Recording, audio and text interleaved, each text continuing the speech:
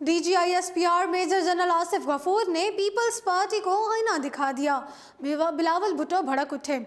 पाकिस्तान मुखालिफ सरगर्मियों में तेज़ी आने पर DGISPR major general Asif Ghafoor ने मंजूर पश्तीन के बारे में अपना वाज़ेह बयान जारी कर दिया है और कहा है कि PTM के बारे में एक्शन लिया जा सकता है। फ़ौज का बयानिया सामने आने के बाद मंजूर पश्तीन की हिमायती सियासी जमातों में भी खलबली मच गई है। DGISPR major general Asif Ghafoor ने गुज़श्ता रोज़ प्रेस कॉन्फ्रेंस के दौरान पाकिस्तान पीपल्स पार्टी की जानिब इशारा करते हुए कहा कि एक जमात पठान तहफ़्फ़ुज़ मूवमेंट को सपोर्ट भी करती है, जबकि राव अनवर भी उन्हीं का बच्चा है।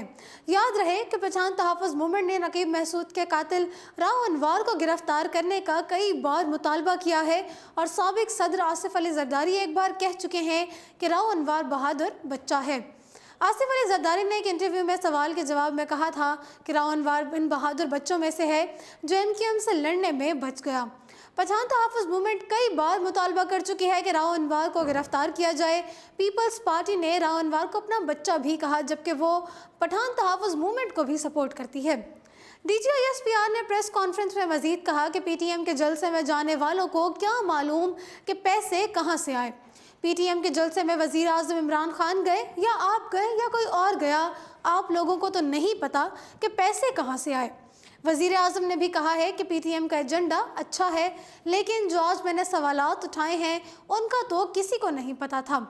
उन्होंने गुज़श्ता रोज़ मीडिया ब्रीफिंग में बताया कि NDS और रॉ ने PTM को कितने पैसे दिए, क्यों अफ़गानिस्तान को कहा गया कि ताहिर दावड़ की लाश पाकिस्तान को ना देना। उन्होंने कहा कि मंजूर पश्तीन का कौन सा रिश्तेदार था जो भारतीय कौंसल में गया। मेजर जनरल आसिफ गफूर ने कहा कि PTM कहती है कि फ़ौज से लड़ेंगे, लेकिन कोई भी रियासत से नहीं लड़ सकता। PTM पाकिस्तान का हिस्सा है या अफ़गानिस्तान का?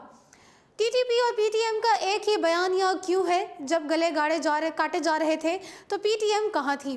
वाज़ेह रहे कि मेजर जनरल आसिफ गफूर के इस बयान पर chairman Pakistan people's party Bilawal Bhutto Zardari ने सख्त रद्द-ए-अमल दिया है और तनकीद करते हुए कहा है कि राव अनवर अब पुरानी बात हो गई है।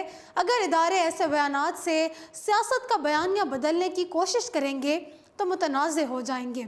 फिल वक्त इतना ही। मज़ीद अपडेट्स के लिए देखते रहिए उर्दू पॉइंट।